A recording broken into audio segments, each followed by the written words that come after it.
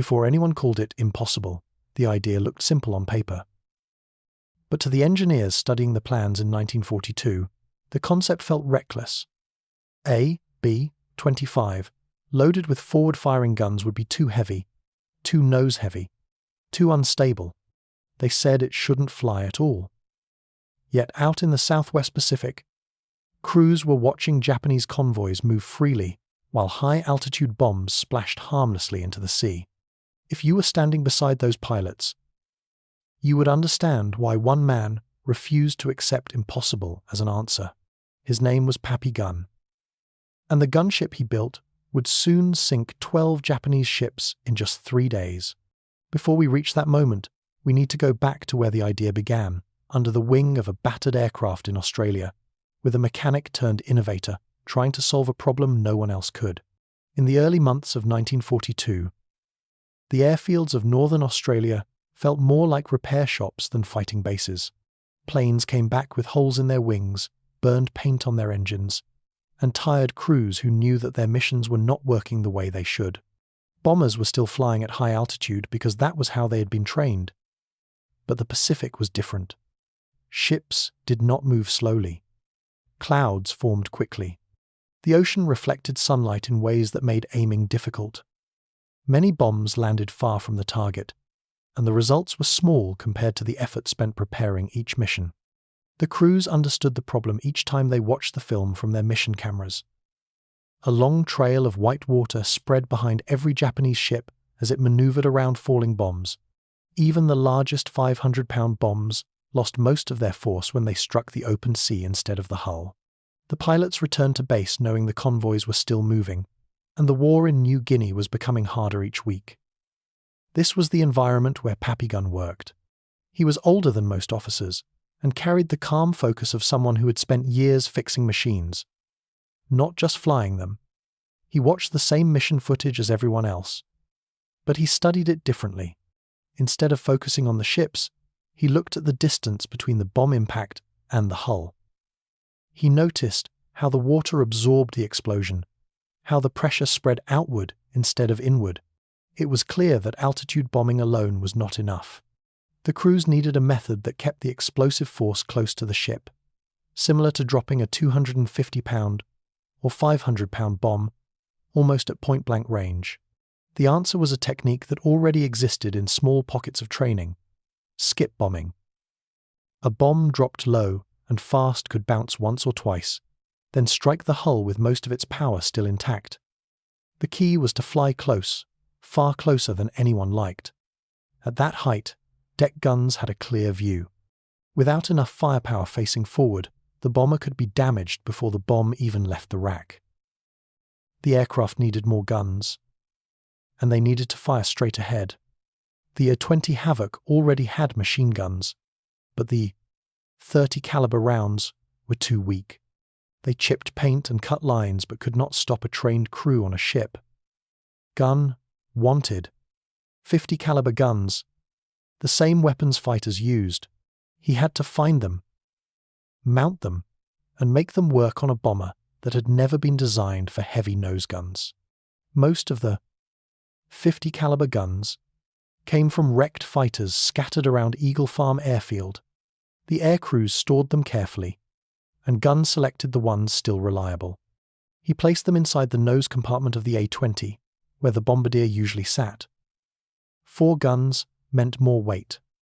4 guns meant a center of gravity that moved forward. During the first test, the aircraft almost dove into the ground after takeoff. The pilot felt the nose dropping and pulled back with all his strength. Gunn understood at once that adjustments were needed. For 2 days, he and the ground crew moved equipment toward the rear. They studied the aircraft's balance on the ground, then adjusted the tail trim to match the new configuration. The pilot later described the aircraft as feeling tense, as if every part fought against something, but it continued to fly. Those tests gave Gunn confidence to expand the idea. The A-20 worked, but its fuel range was short. New Guinea required longer flights that pushed Gunn toward the B-25 Mitchell, a medium bomber with more internal space, longer range, and a strong structure. It could hold several 50 caliber guns without bending under stress, but the installation had to be exact.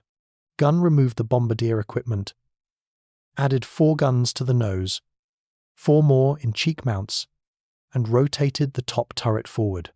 The bomber now had 10 forward-firing guns, each one adding weight, but also increasing the chance of survival during a low-level attack. The ground crews joked about the design, calling it a risky idea, but they also understood why it was necessary. Anyone who had watched ships fire upward at a slow descending bomber knew the danger. If a strafer could fire a burst of 50 caliber rounds at the deck before the ship's crews aimed their guns, the approach would be far safer. At that distance, the bullets acted almost like continuous pressure. This approach did not rely on dramatic firepower. It relied on timing and distance. A skip bomb was still a standard bomb, no larger than what had been used before, but dropping it from 50 to 100 feet meant much more of its energy went directly against the hull. The effect, in simple terms, made a smaller bomb work closer to how a larger naval explosive charge might behave when placed near the waterline. When the first modified B-25 took off with its new guns, the pilots felt the same problem as the A-20, a heavy nose that wanted to dip. The aircraft climbed slowly, and the pilot had to pull more firmly than usual. Once it leveled out, though, the plane behaved in a predictable way. The guns were tested over empty sea. The recoil shook the nose, but the structure held. These early tests became the foundation for everything that followed. They proved that the bomber could fly, shoot, and survive. They showed that low-level attacks had real accuracy, and they marked the first time Allied crews began to imagine a bomber behaving less like a traditional high-altitude aircraft and more like a fast, low-flying gun platform capable of striking ships with concentrated force. By the time the tests ended, the concept was ready for combat.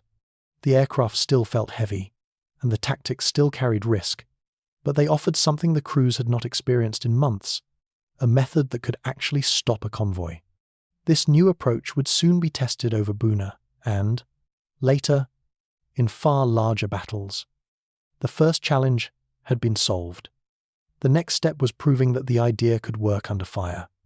As the first modified A-20 seconds and B-25 seconds began flying, test runs over the coast of Australia, the ground crews could feel a shift in the air. The idea no longer looked experimental. It looked usable. Mechanics worked late into the night, fitting more gun mounts and checking electrical lines that had never been meant for so many weapons. Ammunition belts had to be routed through narrow spaces. Gun barrels needed cooling vents so the metal would not warp during long bursts. Every change solved one problem and created 2 more.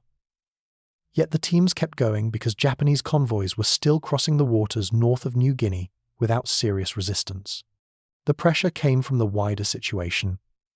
Throughout mid-1942, Japanese forces were moving troops toward New Guinea with confidence. Their destroyers protected transport ships, and Allied air crews could not strike hard enough to stop them. High-altitude bombing had produced little success. The new low-level idea, with forward guns and skip bombs, offered a chance to close the distance before a ship could react. But no matter how promising the tests looked, everything was still unofficial. The Air Force did not approve the design. The modifications existed only because a handful of mechanics and officers believed the aircraft could be pushed harder than originally intended. Across the Pacific, in the United States, engineers at Wright Field were studying photos and brief reports sent from Australia. They compared the modified nose sections with factory specifications. To them, the added weight was a clear imbalance. B-25 was meant to carry bombs inside a bay, not heavy guns in the front. Moving that much weight forward changed the aircraft's center of gravity, which could make takeoff unstable. They noted that the cheek-mounted guns cut into the airflow around the fuselage and that the nose skin could flex under recoil. In their eyes, these risks made the aircraft unfit for combat.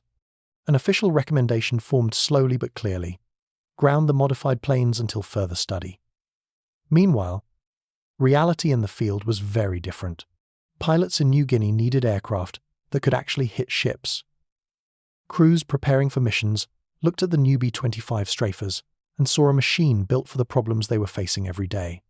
The extra guns provided a way to reduce incoming fire, and the skip bombing technique allowed bombs to travel with enough force to hit the hull directly, much like a naval explosive charge placed near the waterline. These were practical improvements that matched battlefield conditions, not theoretical concerns. The depot teams at Townsville worked with this urgency in mind. They converted one aircraft, then 5, then a dozen. They learned which rivets needed reinforcement, which cables had to be rerouted, and how to mount the guns without overstressing the nose frame. The work required repetition and improvisation. Sometimes, a gun mount needed an extra steel brace cut by hand. Other times, the crew repositioned equipment in the rear compartment to restore balance. Within weeks, the depot had a rhythm that allowed several aircraft to be modified at once. This was the moment when the gap between theory and field conditions grew widest. Reports from Wright Field suggested that the aircraft could become dangerous if flown aggressively. Pilots in Australia responded by flying them aggressively every day in test runs to prove the opposite. The two perspectives were shaped by different environments. One relied on technical calculations. The other relied on urgent combat needs. The war moved too quickly for a year-long redesign. The Japanese were not waiting for a safer blueprint. They were moving cargo, equipment, and men across waters that Allied bombers struggled to control. Throughout late 1942, the weather over New Guinea added to the urgency. Pilots described the clouds as walls that had to be navigated rather than simply flown through. Low-level attacks became the only consistent way to see the target clearly. The modified B-25 seconds, with their forward guns and skip bombing capability, matched this environment well. They could approach below cloud level and strike when the ships had little time to react. This advantage pushed the crews to keep testing and refining the approach. The early combat trials came at Buna, when modified A-20 seconds flew at treetop height and used their guns to clear Japanese positions on the ground. The results were immediate. The low-level approach gave the crews a clearer view of the target, and the 50 caliber bursts created enough pressure to suppress enemy gunners. This early mission strengthened the belief that forward-firing guns were essential. It also demonstrated that the skip bombing technique could be applied not only to ships, but to ground objectives requiring direct hits. Pilots and ground crews saw evidence that the idea worked in real battle conditions. Yet the engineers in the United States had not changed their opinion. Their message stating the modifications were impractical and unsafe was prepared and ready. It reached senior officers at a time when the aircraft were already being used in combat. The conflict between these two viewpoints created tension for the commanders. They had to choose between strict technical standards and field-tested innovation. In many wars, such decisions shaped entire strategies. Here, the choice affected whether the new strafers would be allowed to fly at the critical moment ahead. As Japanese forces prepared a major convoy to reinforce Lae, the question became urgent. The arrival of that convoy would shift the balance in New Guinea. Stopping it required aircraft that could strike hard, survive heavy fire, and place bombs accurately at close range. The engineers' concerns remained important, but the war's pace demanded solutions that matched the battlefield, not the classroom.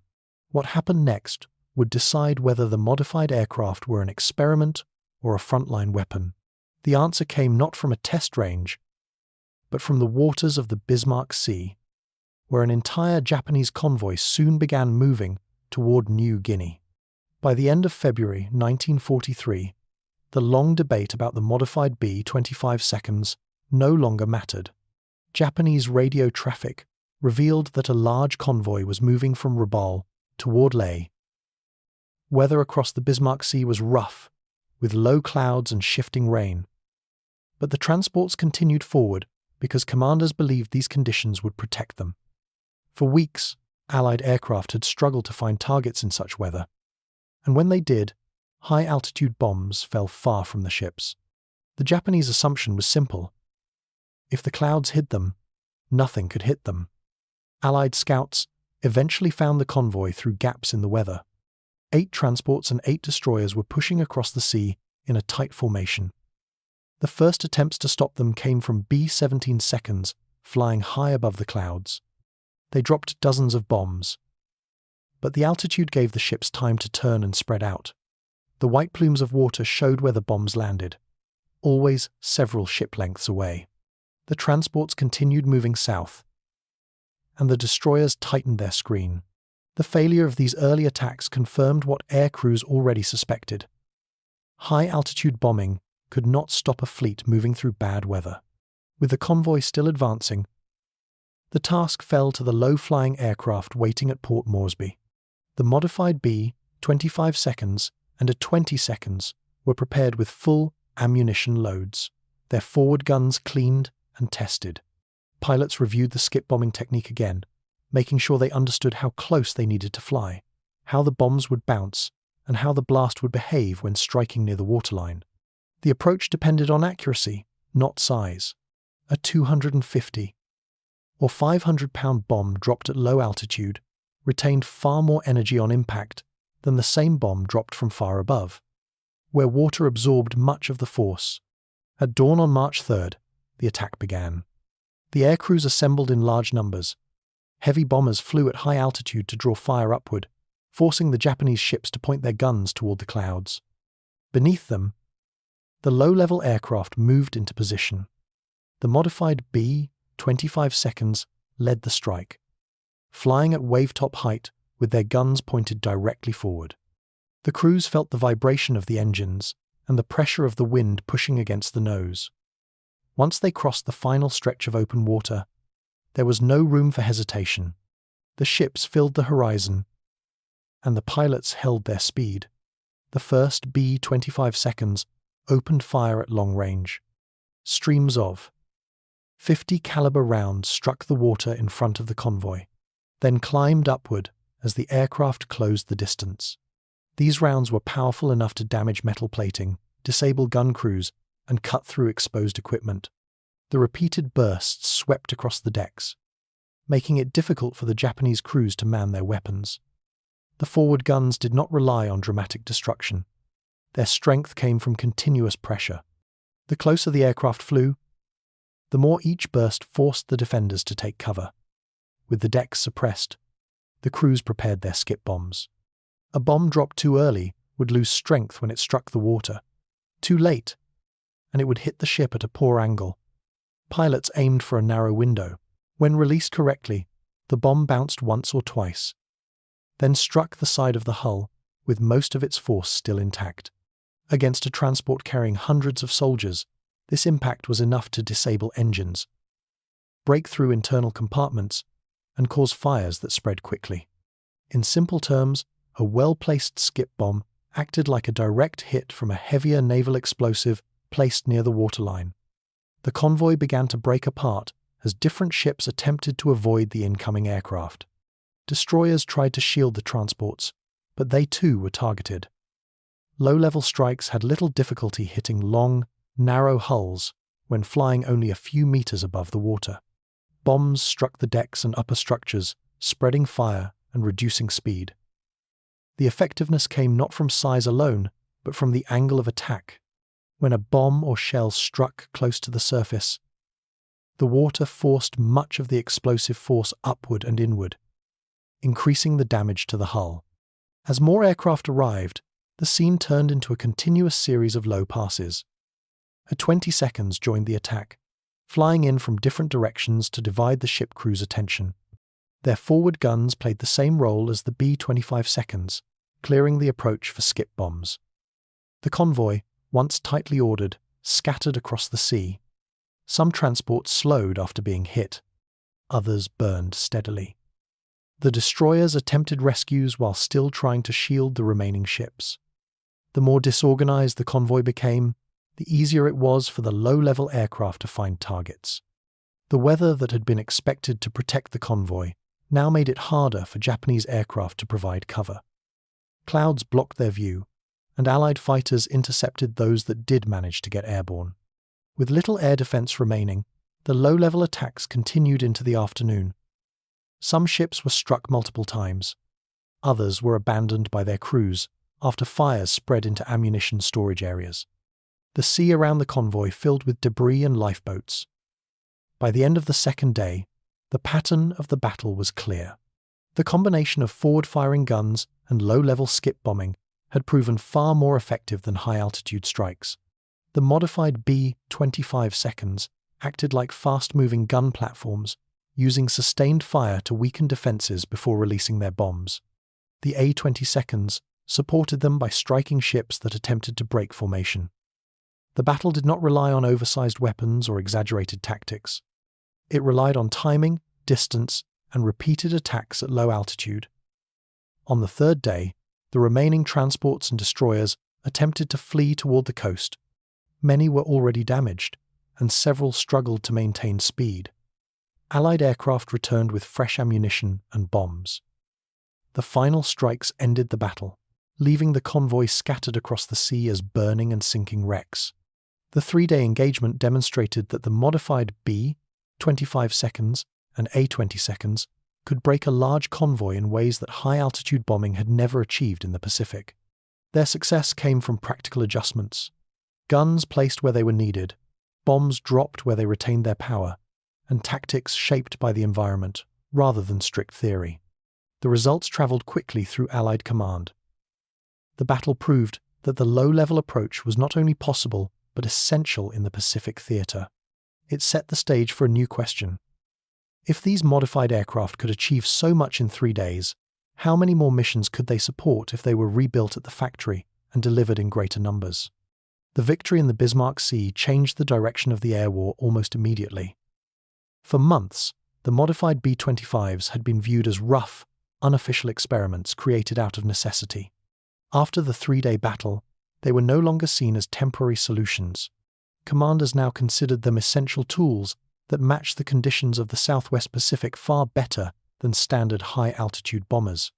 The success of these field-built strafers created a single, clear need: a factory version that could be produced in large numbers.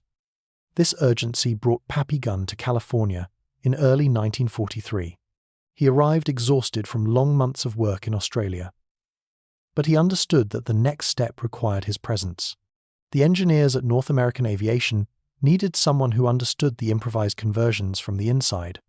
They had only seen photos and short notes describing the extra guns, the steel braces inside the nose, and the changes to the ammunition routes. To build a reliable, mass-produced version, they needed every detail described and demonstrated carefully. The factory environment was different from the small airfields Gunn was used to. Here, each design change required proper measurements, stress calculations, and structured testing. The field conversions used hand-cut brackets and welded frames. These worked in the short term but were not suitable for large-scale production. The engineers needed standardized gun mounts, reinforced metal skins, and carefully balanced systems that would allow the aircraft to fly smoothly, even when firing long bursts. This process turned practical improvisations into a precise, repeatable blueprint. One major problem was the added weight at the front of the aircraft.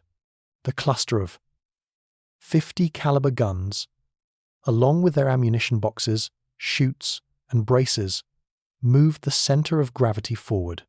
In Australia, Gunn solved this by shifting radio equipment and tools into the rear fuselage. But a factory design required a more permanent solution.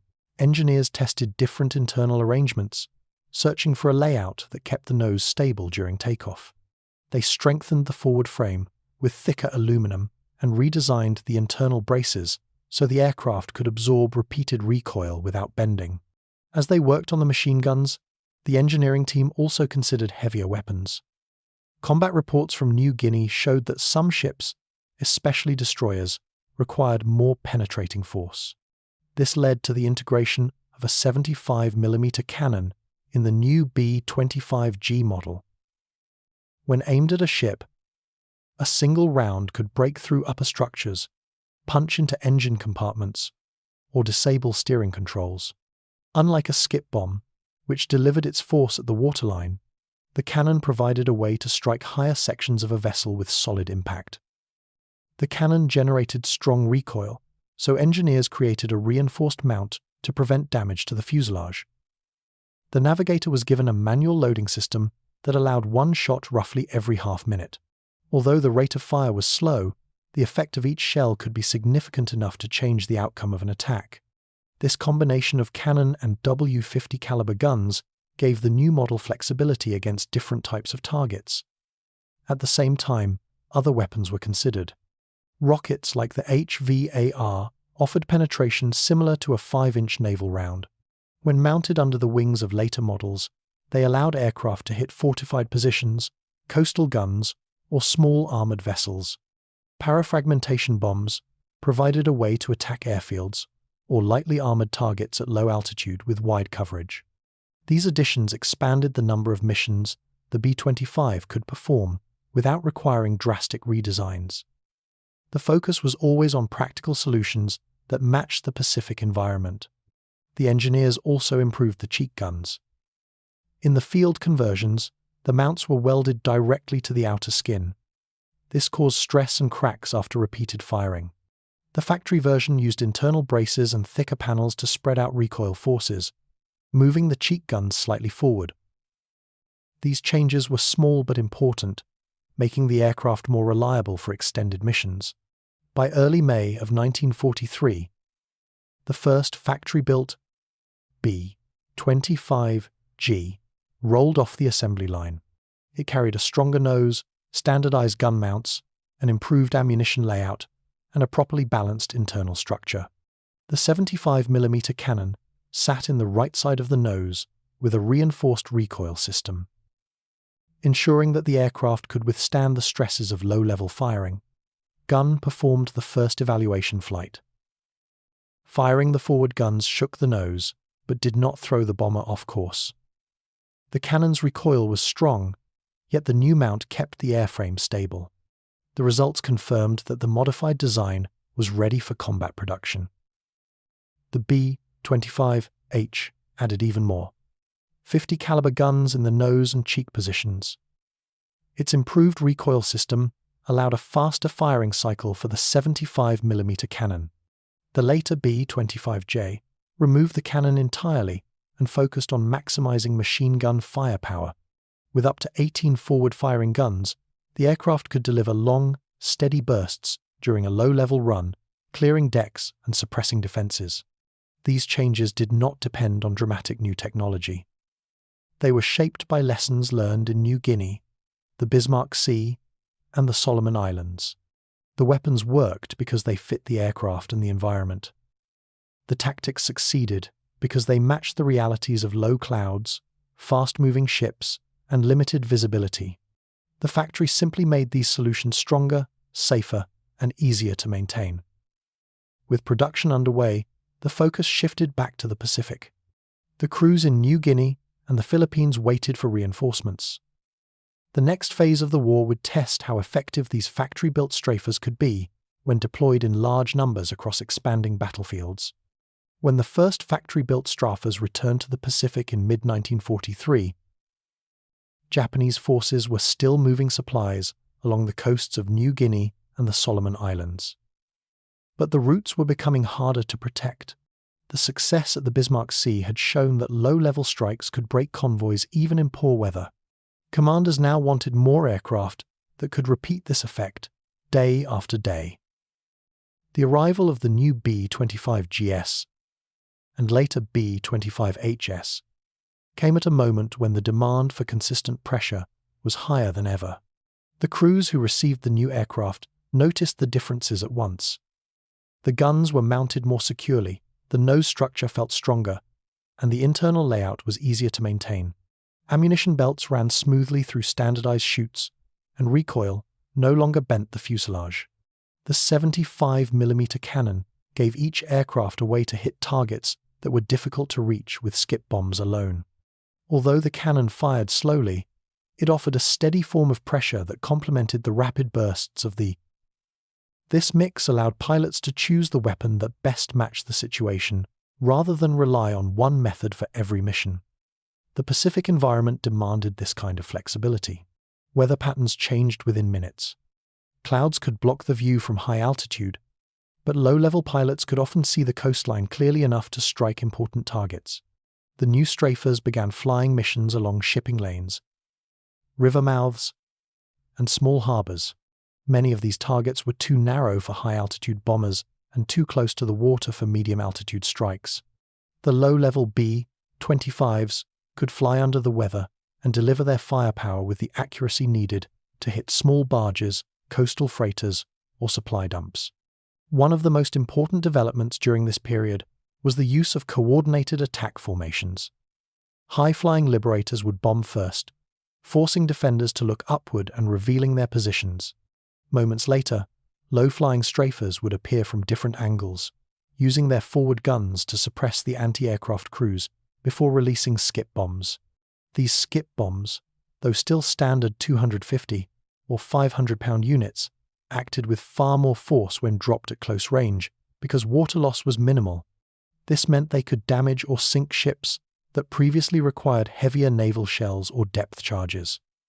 In many missions, rockets became another option. The HVAR rockets, with warheads similar in effect to small naval rounds, gave the crews a way to hit targets that would have been harder to reach with bombs. For example, a coastal bunker or a ship anchored tight against a reef could be struck more easily by a rocket fired from a shallow angle. These rockets did not replace bombs or cannons. They simply added another tool that matched the varied terrain of the Pacific, especially areas filled with inlets, mangrove swamps, and narrow bays. Night operations also became more common. Radar-equipped aircraft helped locate ships or barge groups that traveled under cover of darkness. Low clouds made visibility difficult, but the strafers adapted by using brief searchlight flashes from friendly PT boats to illuminate targets at the final moment. In these situations, the B-25's forward guns acted almost like a moving wall, clearing paths for bombs or rockets delivered at low altitude. Even at night, the approach relied on the same principles: close distance, controlled bursts, and consistent pressure. As these tactics spread, the Japanese began to adjust their movements. Convoys shifted to nighttime travel, hugged coastlines more tightly, or split into smaller groups. But the strafers changed too. Crews learned to search along predictable routes and identify patterns based on tides, weather, and supply needs. Or ammunition. These barges were small, but a single, 50 caliber burst or well-placed rocket could cause enough damage to halt their movement entirely. Over time, the steady loss of these small craft had a large impact, making it harder for Japanese units to supply isolated positions. The geographical spread of the campaign also increased. As Allied forces pushed deeper into New Guinea and toward the Philippines, new airstrips allowed strafers to reach targets previously beyond their range. Extra fuel tanks and refined loading techniques made long flights more manageable. Some aircraft carried improved cooling systems for their forward guns, allowing longer firing periods during a single pass. Nothing about these changes was dramatic on its own, but each one added more reliability to the overall effort. The B-25 became a practical, adaptable weapon, suited for many roles across expanding battlefields. The impact of these aircraft was measured not only by ships sunk, but by how they influenced enemy movement. Japanese forces began avoiding daytime travel entirely. They built hidden anchorages and moved supplies through narrow channels. Yet, even in these conditions, strafers found opportunities. They struck airfields, grounded aircraft, and small fuel depots. Parafragmentation bombs proved especially useful in these missions because they spread their fragments widely while allowing the bomber to fly low without risking self-damage. These bombs acted like a faster, lighter alternative to larger explosives, delivering enough effect to disable parked aircraft or soft targets with minimal blast radius. Through the second half of 1943 and into early 1944, the rhythm of operations became steady. Crews flew daily missions when weather allowed. The aircraft returned dusty, salt-stained, and sometimes damaged, but the number of successful strikes grew. The consistency of these missions slowly eroded the Japanese ability to reinforce isolated garrisons or maintain supply lines across long stretches of coastline. As more B-25s arrived from the factory, the effect multiplied. The combination of accurate close-range bombs, sustained 50 caliber fire, cannon strikes, and rocket attacks allowed commanders to plan missions that could break strongholds or disrupt convoys with minimal preparation time. The strafers did not rely on overwhelming numbers or heavy explosives. They relied on precision shaped by the environment and a design built around practical field experience. By the end of this period, the low-level gunship was no longer viewed as an improvised creation. It had become one of the most important tools in the Southwest Pacific campaign, shaping decisions on both sides of the conflict. By early 1944, the strafer concept had become a routine part of the air war. What had started as a field modification in Australia was now a standard tool across the Southwest Pacific. Yet for Pappy Gunn, the war was no longer just about aircraft and tactics. His family had been held in the Santo Tomas internment camp since early 1942, and every mission he worked on or flew carried the hope of getting closer to the Philippines. Each improvement to the B-25 felt like another step toward Manila. As Allied forces advanced across New Guinea and toward the Philippines, the strafer units flew missions almost daily. Their success was no longer measured only by ships sunk. They disrupted airfields, destroyed supply barges, and attacked coastal positions that had blocked Allied movements for months. These missions demanded consistency rather than dramatic destruction. The aircraft often carried 250 or 500-pound bombs, parafragmentation bombs, or small rockets that delivered steady pressure without over-reliance on oversized explosives. Each tool had a role shaped by the terrain, weather, and distance to the target. By mid-1944, the modified B-25s had helped reduce Japanese shipping to a fraction of what it had been 2 years earlier. Many garrisons along the coast had to rely on small barges instead of transports, and even these barges were frequently found and attacked. The loss of these supply routes weakened entire divisions, making later ground operations easier and less costly. The low-level strikes also reduced the number of Japanese aircraft available because many were destroyed on the ground during airfield attacks. This gradual decline, more than any single dramatic moment, showed how Gunn's ideas had reshaped the daily rhythm of the war. Amid this progress, the airfields at Tacloban and Leyte became central hubs during the Philippines campaign. In late 1944, Japanese bombers attacked these locations in an attempt to slow the Allied advance. During one of these night raids, Gunn was injured by shrapnel while reviewing mission plans. The wounds were serious enough that doctors recommended months of recovery. Despite this, he focused only on the news from Manila. The liberation of Luzon was approaching, and the fate of the prisoners at Santo Tomas weighed heavily on everyone who had family there. On February 3rd of 1945, American forces reached Santo Tomas. Many were weak, but they survived long enough to see liberation. Gunn traveled to Manila as soon as he was able. He reunited with his family briefly before returning to duty, even though his leg and shoulder still required care. The reunion was a moment he had waited for since the earliest days of the war, and it shaped the rest of his decisions after the conflict ended. When the fighting finally ceased in 1945, the role of the strafer became clear. The B-25 variants, built from his modifications, had destroyed hundreds of ships, damaged thousands of supply vessels, and reduced enemy air power across several regions. They were used not because they were flashy or experimental, but because they worked in the environment where they were needed most. Low-level strikes did not rely on exaggerated force. They relied on technique, positioning, and consistent performance qualities that emerged from Gunn's early trials at Eagle Farm and Townsville. After the war, Gunn returned to the Philippines. He helped rebuild Philippine Airlines, the company he had founded before the conflict. The airline began operations again in 1946, using war surplus transport aircraft to reconnect cities across the archipelago. Over time, the routes expanded to international destinations. Gunn travelled frequently, often flying himself, carrying the same constant motion that had defined his military years. The war had taught him that progress meant movement, and he rarely stayed in one place for long. But the cost of years spent under pressure showed itself gradually. In 1957, during a flight through worsening weather toward Baguio, his Beechcraft aircraft struck a mountainside. The news spread quickly across both the Philippines and the United States. His state funeral gathered thousands, including veterans, airline employees, and former prisoners who remembered what his wartime work had achieved. In the decades that followed, the strafer's legacy appeared in many places. The idea of a forward-firing gunship shaped later aircraft like the A-10 Warthog and the AC-130. These modern machines relied on principles similar to the ones Gunn had proven. Concentrated firepower aimed directly at the target, stable platforms capable of absorbing recoil, and tactics shaped by the environment rather than rigid doctrine.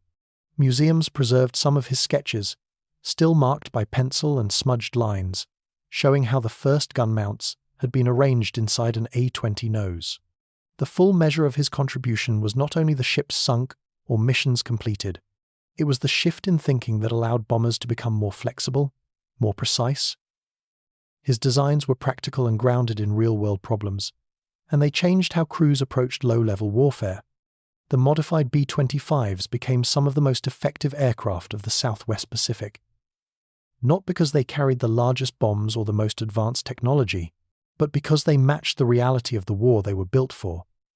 By the time the war ended, the impact of these aircraft had spread far beyond the workshop where the first guns were welded into place. They became a symbol of adaptation, problem-solving, and steady innovation under pressure. The path from impossible to essential began with a handful of field mods and ended with thousands of aircraft produced with factory precision. Gunn's work-shaped battles saved lives and influenced the future of attack aviation long after the war was over.